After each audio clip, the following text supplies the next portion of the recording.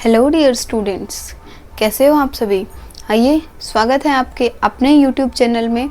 आज आप लोगों को पता है कि हमारी क्लाउड कंप्यूटिंग की सीरीज चलती है, तो हमारी उसी सीरीज के अंदर एनईपी के नेक्स्ट टॉपिक की ओर बढ़ते हैं हम, that is the storage virtualization. What do you mean by storage virtualization?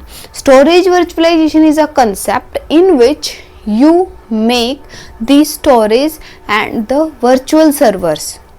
You can access the storage using the remote locations या using the remote servers. ऐसा आपके पास स्टोरेज है, इस तरीके का स्टोरेज प्रोसेस है जो आपके लिए क्या क्रिएट करता है, वर्चुअल मशीन्स को क्रिएट करता है। कि किसके द्वारा? ये आपका क्या है, एक सॉफ्टवेयर है जिसका नाम है हाइपरविजर। यहाँ पे आपका जो है वो है फिजिकल स्टोरेज, जहाँ पे आपका कंटेंट जो है वो प्रेजेंट है। मान लो आपका फिजिकल स्टोरेज जो है वो आपके लिए 1000 GB का है।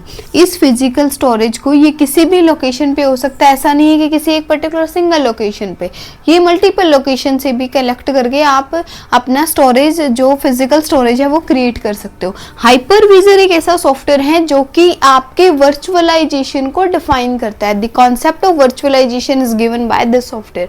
हाइपरविजन का ये काम है कि आपका जो भी फिजिकल स्टोरेज है उसको चेंज कर देना, जो भी वर्चुअल मशीन्स हैं उनके अंदर चेंज कर देना, उनके पार्टीशन में इसको कन्वर्ट कर देना। आपके पास 1000 GB थी, आपने उसको डिवाइड कर दिया। मान लो इसको आपने 500 GB दी, इसको 300 GB, इसको 200 GB, या आप कोई भी और रेशियो भी जो है वो रख सकते हो। और इसको एक्सेस कौन कर रहा है? यहाँ पे वर्चुअल मशीन को एक्सेस कौन करेगा? हमारा एंड यूजर जो इस पे काम करना चाह रहा है। तो हर एक यूजर जो क्लाउड की सर्विसेज लेता है उसे ये लगता है कि उसके लिए अलग से वर्चुअल मशीन जो है वो प्रेजेंट है। एक्चुअल में उसके लिए फिजिकल स्टोरेज अलग से प्रेजेंट नहीं है। फिजिकल स्टोरेज तो एक कॉमन है जिसको कलेक्टिवली सारे शेयर कर रहे हैं। Because of the hypervisor, because of the virtualization concept, आपने उस फिजिकल स्टोरेज को डिवाइड कर दिया डिफरेंट पार्ट्स के अंदर, जिसमें से आप एक पर्टिकुलर ब्लॉक ऑफ कोड को एक्सेस कर पा रहे हो। That is the main concept of virtualization. देखिए, वर्चुअलाइजेशन एग्जिस्ट कहाँ कर रहा है? ये आपके पास क्या है, ये आपका फिजिकल स्टोरेज है जहाँ पे आपका डेटा जो है वो स्टोर है, ऑलरेडी एग्जिस्टिंग डेटा को डिफाइन करता है।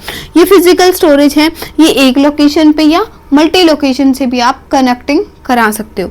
इसके ऊपर आपकी वर्चुअलाइजेशन की लेयर्स लगी हुई होती है। वर्चुअलाइजेशन लेयर यानी आपका हाइपरविजर सॉफ्टवेयर लगा है जो कि इसको वर्चुअलाइज्ड करेगा, इसके फिजिकल स्टोरेज को, किसके लिए? आपके एंड यूजर के लिए। और यहाँ पे आपका क्या है, वर्चुअल वॉल्यूम्स या फिर आप कह सकते हो पार्टीशन। जिस फॉर्म में, जिस पार्टीशन में, जिन पार्ट्स में आपने इसको ब्रेक किया है, तोड़ा है, वो पार्ट्स आपके यहाँ पे प्रेजेंट है। और उन पार्ट्स को एक्सेस को कहाँ से कर रहे हैं हम? Through with the help of server, जहाँ से आपका एक्चुअली जो डेटा है वो भी एक्सेस किया जा रहा है यूजर के द्वारा। जो भी एक्चुअल डेटा है वो आपका स्टोर है। तो ये बेसिकली आपका कॉन्सेप्ट है वर्चुअलाइजेशन, स्टोरेज वर्चुअलाइजेशन का। स्टोरेज वर्चुअलाइजेशन को किसने डिफाइन किया? रेड टेक्नोलॉजी ने डिफाइन किया। RAID। रेड क्या है आपका? Redundant, R for redundant array, redundant array for independent data. Red का जो भी कॉन्सेप्ट है, यानी redundant array for independent data का जो कॉन्सेप्ट है उसको आपने डिवाइड किया है 7 लेयर्स की फॉर्म में।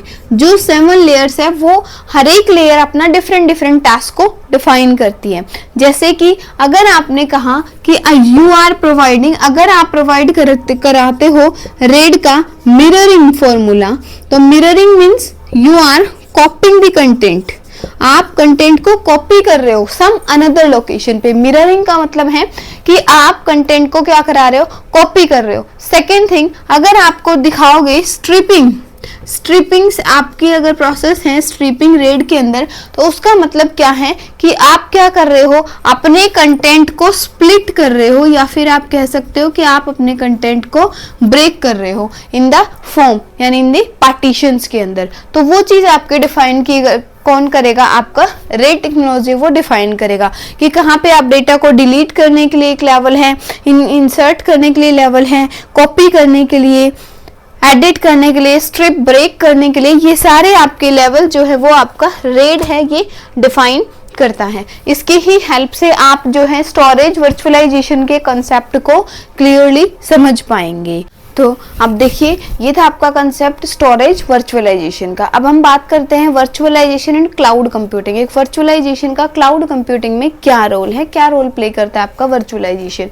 तो virtualization means creation of a virtuals, you are creating of virtuals, आप वर्चुअल्स क्रिएट कर रहे हो, नॉट द रियल फॉर्म। आप वर्चुअली किसी भी चीज पे, सर्वर्स पे, डेस्कटॉप पे आप वर्क कर पा रहे हो, that is the concept of virtualization. कोई भी नेटवर्क है वो आप वर्चुअली यूज कर रहे हो। मान लो आपकी जो भी ऑर्गेनाइजेशन है, आपने उसके लिए एक इंटरनेट का सेटअप लिया और उसी इंटरनेट के सेटअप को आप डिफरेंट डिफरेंट पार्ट्स में, डिफरेंट डिफरेंट लूपिंग्स में, ब्रांचिंग में डिवाइड कर रहे हो, वो भी आपके लिए क्या है कि वर्चुअलाइजेशन का कॉन्सेप्ट है।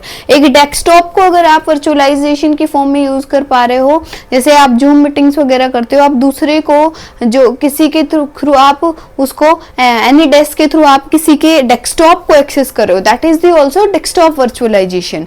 You can say operating system virtualization से डिफरेंट डिफरेंट टास्क होती है आपके वर्चुअलाइजेशन के कंसेप्ट की, जो इसको डिफाइन करती है। अब बात कर लेते हैं हम कि कितने टाइप का आपका वर्चुअलाइजेशन का कंसेप्ट है वो होता है। बहुत सी टाइप्स आपको मिल जाएंगी, लेकिन जो बेसिकली जो टाइप्स हम स्टडी करते हैं वो आपकी 4 बेसिक टाइप मैंने यहाँ पे लिखी। इसके अलावा डेस्कटॉप वर्चुअलाइजेशन, नेटवर्क वर्चुअलाइजेशन भी एग्जिस्ट करता है, जो इसके अंदर हम डिफाइन नहीं है। सबसे पहले बात करते हैं हम हार्डवेयर वर्चुअलाइजेशन की। हार्डवेयर वर्चुअलाइजेशन, हार्डवेयर वर्चुअलाइजेशन का मतलब क्या है कि आपके पास जो भी आपका वर्चुअल मशीन मैनेजर है, जो भी आपका वर्चुअल मशीन्स है, वो डायरेक्टली इंस्टॉल्ड ऑन, कहाँ पे डायरेक्टली इंस्टॉल्ड है, आपके कंप्यूटर के हार्डवेयर पार्ट के ऊपर आपने उसको डायरेक्टली इंस्टॉल्ड किया है किसी भी प्रोसेस को कंप्लीट कराने के लिए। मेनली किसके लिए करते हो आप, बहुत सारे प्लेटफॉर्म हैं, तो ऑपरेटिंग सिस्टम के अपने काम को ईजी बनाता है कि आपने डायरेक्टली जो भी वर्चुअल मशीन्स है वो हार्डवेयर से ही कनेक्टेड है। हम नहीं कहते थे कि आप डायरेक्ट कनेक्शन करा रहे हो, भाई डायरेक्टली आप ये इंफ्रास्ट्रक्चर है, आप यहाँ आके इस पे कुछ भी एडिटिंग, कुछ भी आपके पास इसको वर्चुअलाइजेशन बनाना है या नहीं बनाना है, आप उस पर काम करें। That is the concept of hardware virtualization. Next है आपका operating system virtualization. Operating system virtualization क्या कहता है, इसमें जो आपका वर्चुअल मशीन्स मैनेजर है वो directly installed in operating system, वो किसी भी ऑपरेटिंग सिस्टम के किसी भी प्लेटफॉर्म पे आप डायरेक्टली इंस्टॉल कर सकते हो। किसी भी एप्लीकेशन को एक्सेस करने के लिए जरूरी नहीं है कि आपको एक एग्जैक्ट ही ऑपरेटिंग सिस्टम चाहिए, आप किसी अनदर ऑपरेटिंग सिस्टम पे भी उसको इजीली क्रिएट जो है वो कर सकते हो। इसके लिए क्या है, ये आपकी बहुत सारी एप्लीकेशन को डिफरेंट डिफरेंट प्लेटफॉर्म में लोड कराने के लिए इसका काम आता है आपके ऑपरेटिंग सिस्टम वर्चुअलाइजेशन का। नेक्स्ट है आपका सर्वर वर्चुअलाइजेशन। सर्वर वर्चुअलाइजेशन क्या डिफाइन करता है कि आपने अपने ही जो भी मेन सर्वर है उसके वर्चुअलाइज सॉफ्टवेयर जो है वो क्रिएट कर दिए, जिसके थ्रू आप उसको एक्सेस कर पा रहे हो। अब नेट का कनेक्शन तो एक लिया था, लेकिन आपने वाईफाई खरीद लिए 5, और आप वो 5 वाईफाई बिल्डिंग के कैंपस के अलग अलग एरियाज में लगा रहे हो, और वो भी अपने आप में क्या है, एक आपको तो यही लगेगा जो उस लैब में काम कर रहा है कि ये जो वाईफाई का सेटअप लगा हुआ है ये पर्टिकुलरली इसी एरिया के अंदर ही है, ये मेरे लिए ही बना है। लेकिन एक्चुअल में क्या है, हमने जो हमारे टोटल जो इंटरनेट का एक्सेस था उसको हमने पार्ट्स में डिवाइड किया है, और उसमें से कुछ एक पार्ट्स को हमने उस टाइम पे उसको इंस्टॉल कराया है। ये आपका है पार्टीशन को डिफाइन करता है सर्वर के ऊपर, ठीक है। नेक्स्ट है आपका स्टोरेज वर्चुअलाइजेशन। स्टोरेज वर्चुअलाइजेशन क्या डिफाइन करता है कि आपने जो भी फिजिकल स्टोरेज कहीं पे भी आपको प्रेजेंट मिला, आपने उस फिजिकल स्टोरेज को ऐड ऑन कर दिया और उसी फिजिकल स्टोरेज के ऊपर आप वर्चुअलाइजेशन का कंसेप्ट लगा रहे हो। जैसे आपने अभी कुछ देर पहले हमने देखा था कि हमारे पास जो फिजिकल स्टोरेज है उसके अंदर आप 1000 GB है, हम उसको पार्टीशन में 2 पार्ट्स में 500 में ब्रेक करना चाहते हैं। तो that is the concept of storage virtualization, जहां पे आप स्टोरेज के पार्टीशंस को कलेक्टिवली यूज कर पाते हो, उनको यूज करते हुए क्लाउड में ऐड करते हो कि भाई आपके पास इंफ्रास्ट्रक्चर था, आपके पास बहुत ही ज्यादा स्टोरेज है और आपने क्या कहा कि मेरे पास जो 1000 GB स्टोरेज है बिल्कुल फ्री पड़ा रहता है, इसका मैं यूज ही नहीं करता। जैसे कि आपके पास घर में कोई रूम है, उसको आप यूज ही नहीं करते, उसको आप रोज खोलते ही नहीं हो, तो वो आपके यूज में नहीं आ रहा, आप उसको कहाँ दे देते हो, किराए पे दे देते हो। ऐसे ही सेम प्रोसेस है कि आपने जो क्लाउड का जो भी ऑर्गेनाइजेशन अगर उसको यूज नहीं करी है तो वो क्लाउड को हैंड ओवर कर देती है। क्लाउड क्या करेगा, उसके लिए उसको पे करेगा और उसको एज ए सर्विस अपने फिजिकल इंफ्रास्ट्रक्चर में ऐड करेगा ताकि वो यूजर को इजीली सर्विस प्रोवाइड करा सके।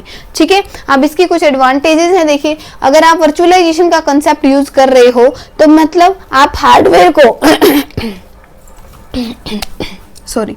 हार्डवेयर का जो भी यूटिलाइजेशन है आप उसको एफिशिएंटली वर्क परफॉर्म करा रहे हो, क्योंकि आपका हार्डवेयर जो है वो यूज्ड हो रहा है मल्टीपल्स यूजर के द्वारा। आपका हार्डवेयर वेस्ट नहीं जा रहा है, आपके पास था लेकिन आपको उसमें यूज नहीं करना था तो आपने दूसरे को दे दिया, तो वो उसको एक्सेस करवा रहा है क्लाउड। ठीक है, सेकंड है आपके पास हाई अवेलेबिलिटी। हाई अवेलेबिलिटी क्या है, अगर आपके पास ज्यादा से ज्यादा आपके पास ये चीज कॉन्सेप्ट जो वर्चुअलाइजेशन का कॉन्सेप्ट प्रेजेंट होगा तो आप उसके ऊपर मोरली ज्यादा इफेक्टिवली आप उस पर आएंगे और उसकी अवेलेबिलिटी को चेक करेंगे। हर टाइम आपके लिए ही अवेलेबल होता है ये 24/7। नेक्स्ट है disaster recovery is efficient and easy. अगर आपके पास कोई भी रीजन से आपका सर्वर जो है वो ब्रेक हो जाता है, डिस्टर्ब हो जाता है, आपको उसके कंटेंट को रिकवर करना है तो वो भी इसके अंदर इजी है, क्योंकि आप एक ही कंसेप्ट का मिररिंग कंसेप्ट लगाते हो, मल्टीपल कॉपीज क्रिएट करते हो। ठीक है, next one is save energy. आपके लिए एनर्जी को भी सेव करके रख रहा है, क्योंकि अगर आप डिफरेंट मशीन्स पे टोटली वर्क करेंगे तो आपकी एनर्जी ज्यादा कंज्यूम होगी, लेकिन आप किसी वर्चुअल मशीन पे काम करें तो आपकी एनर्जी स्टोर होगी। क्विक एंड इजी सेटअप, आपका सेटअप जो है वो क्विकली एंड इजीली बनेगा और जो रिसोर्स ऑप्टिमाइजेशन है वो भी इसको डिफाइन करेगा। आप रिसोर्स को ऑप्टिमाइजेशन की फॉर्म में यूज कर सकते हो। हर एक चीज की एडवांटेजेस हैं तो कुछ ना कुछ तो होंगे ना डिसएडवांटेज भी। भाई अच्छाई अच्छाई अच्छाई हम सुनते जा रहे हैं तो वर्चुअलाइजेशन की कुछ तो बुराइयां भी होंगी। तो उस देखिए क्या है आपके पास हाई इनिशियल इन्वेस्टमेंट। ठीक है, हम नो डाउट मानते हैं कि भाई आपको जो है आप जितने टाइम के लिए लंबे समय के लिए यूज करोगे तो इन्वेस्टमेंट आपकी कॉस्ट जो है वो बहुत कम है, लेकिन शुरू में तो आपको सेटअप करना है, स्टार्टिंग में तो आपको एस्टैब्लिश करना है, तो वो इन्वेस्टमेंट कॉस्ट जो है वो इसकी ज्यादा है। सेकेंड आपके पास क्या है कि कॉम्प्लेक्सिटी, थोड़ा सा ऑब्वियसली कॉम्प्लेक्स स्ट्रक्चर होगा क्योंकि आप वर्चुअलाइजेशन का कंसेप्ट यूज कर रहे हो। सिक्योरिटी रिस्क, सिक्योरिटी रिस्क कैसे डिफाइन करेगा कि आपका जो कंटेंट है वो एक से ज्यादा लोकेशंस पे स्टोर है, एक से ज्यादा यूजर उसको देखेंगे, या तो एक से ज्यादा सर्वर पे प्रेजेंट है कंटेंट तो उसको कहीं से भी आपका जो हैकर है वो उसको हैक कर सकता है। Next one is learning new infrastructure. आपको नया इंफ्रास्ट्रक्चर भी लर्न करना पड़ सकता है, क्योंकि आप लोग पहले ही बात कर रहे हैं कि जो अभी आपका इंफ्रास्ट्रक्चर है वो आप एक बार यहाँ फिजिकल स्टोरेज फ्री था तो आपने यहाँ ले लिया, यहाँ फिजिकल स्टोरेज फ्री हुआ तो यहाँ ले लिया, यहाँ लिया तो आप अलग अलग इंफ्रास्ट्रक्चर को आपको याद रखना पड़ेगा, जैसा भी इंफ्रास्ट्रक्चर क्लाउड ने आपको प्रोवाइड किया उस टाइम पे। डेटा आपका जो है वो हमेशा हाई रिस्क पे होता है, क्योंकि वर्चुअलाइजेशन का कंसेप्ट है, यूजर इसको इजीली हैक ऑन कर सकता है। ठीक है, तो ये जो बेसिकली हमने डिफाइन किया है ये कंसेप्ट है कि वर्चुअलाइजेशन क्या होता है, स्टोरेज वर्चुअलाइजेशन कैसे वर्क करता है और इसकी क्या एडवांटेजेस हैं, क्या डिसएडवांटेजेस हैं और क्या इसकी टाइप्स हैं।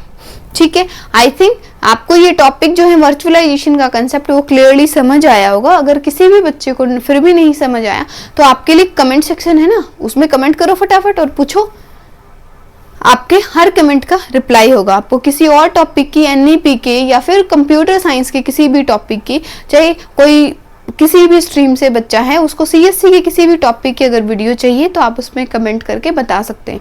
हाँ, कमेंट करने के चक्कर में चैनल को सब्सक्राइब करना और लाइक करना मत भूल जाना। आपका यही लाइक और सब्सक्राइब हमें मोटिवेशन देता है, जिससे कि हम आपके लिए और अच्छे से अच्छी जो वीडियो है वो क्रिएट कर पाए, अच्छा से अच्छा कंटेंट आपको प्रोवाइड कर पाए। एक लाइक ही तो करना है, कौन सा आपके हाथ में दर्द हो जाएगा। तो चलिए कर दीजिए फटाफट लाइक और अपने फ्रेंड्स के साथ शेयर कर दीजिए वीडियोस को। Thank you so much.